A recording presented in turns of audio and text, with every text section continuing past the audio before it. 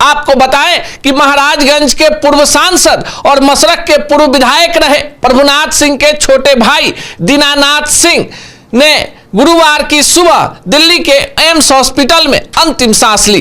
अब आपको बताएं कि क्यों दीनानाथ सिंह की आज चर्चा हो रही है, सोशल मीडिया पर क्यों लाखों लोगों ने उनके निधन के बाद शोक व्यक्त किया है, क्यों उनके मसरख आवास पर लाखों की भीड़ जमा है। तो आपको लिए चलते हैं 80 के दशक में, जब बिहार में एक रॉबिनहुड नेता का उदय हो रहा था। नाम था प्रभुनाथ सिंह। प्रभुनाथ सिंह 1985 में पहली बार मसरख से विधायक बने।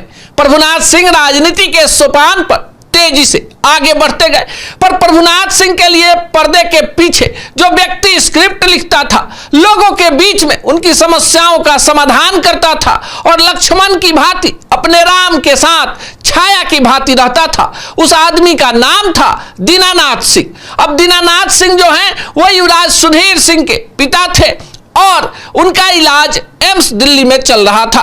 अब ये जो पूरा परिवार है प्रभुनाथ सिंह का, आपको बताएं कि उनके छोटे भाई केदारनाथ सिंह बनियापुर से जीत की हैट्रिक लगा चुके हैं और वर्तमान में विधायक हैं। उनके भतीजे रणधीर सिंह छपरा से आरजेडी के पूर्व विधायक रह चुके हैं। उनके निकट संबंधी गौतम सिंह बिहार सरकार में मंत्री रह चुके हैं। उनके बेटे युवराज सुधीर सिंह की एक अपनी छवि बिहार के युवाओं में है तथा वे भी तरैया से 2020 में निर्दलीय चुनाव लड़ चुके हैं। दीनानाथ सिंह का परिवार बिहार के राजपूत राजनीति में, बिहार की राजनीति में एक बड़े राजनीतिक परिवार के रूप में जाना जाता है। पर कहानी इससे भी इतर है कि आखिर दीनानाथ सिंह कौन थे, जो किसी सदन के सदस्य नहीं थे और उनके निधन के बाद इतना शोक, इतना ज्यादा समर्थकों के आंखों में आंसू। तो आपको बताएं कि प्रभुनाथ सिंह का जब उदय हो रहा था, प्रभुनाथ सिंह बिहार की राजनीति में तेजी से क्षितिज की ओर बढ़ रहे थे, तो दीनानाथ सिंह की भी चर्चा होने लगी।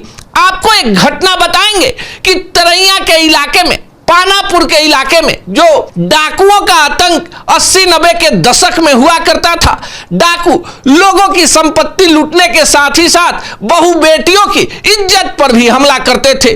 उन डाकुओं के खिलाफ पुलिस भी खामोश रहती थी, लेकिन ऐसे में दीनानाथ सिंह ने वहां पर एक बड़ा जन आंदोलन छेड़ दिया और उन डाकुओं का सफाया किया गया। इस घटना ने दीनानाथ सिंह को पूरे बिहार में लोकप्रिय कर दिया। प्रभुनाथ सिंह सांसद बने, उसके बाद कई संसदीय कमेटियों के मेंबर रहे। बिहार के मौजूदा मुख्यमंत्री नीतीश कुमार को सत्ता के शीर्ष तक पहुंचाने में भी प्रभुनाथ सिंह और उनके परिवार का बड़ा योगदान रहा। दीनानाथ सिंह का रुतबा इतना कि अगर किसी भी प्रकार का कोई सामाजिक विवाद हो, लोग उसे नहीं सुलझा पा रहे हो और दीनानाथ बाबू वहां पहुंच गए तो मामले का समाधान हो जाता था। दीनानाथ बाबू और प्रभुनाथ सिंह हत्या के एक मामले में आरोपी हो गए और उन्हें हजारीबाग जेल भेज दिया गया। इसी बीच दीनानाथ सिंह की तबीयत खराब हो गई। आपको पता होगा कि पिछले कई महीने से सोशल मीडिया पर एक बड़ा अभियान चल रहा है, जमीन पर भी बड़ा जन आंदोलन चल रहा है कि पूर्व सांसद प्रभुनाथ सिंह को रिहा किया जाए। उनके साथ उनके अनुज दीनानाथ सिंह को भी रिहा करने की मांग चल रही थी। इसी बीच दीनानाथ सिंह की तबीयत बिगड़ी, उन्हें दिल्ली एम्स में एडमिट कराया गया और आज दीनानाथ सिंह ने अंतिम सांस ली।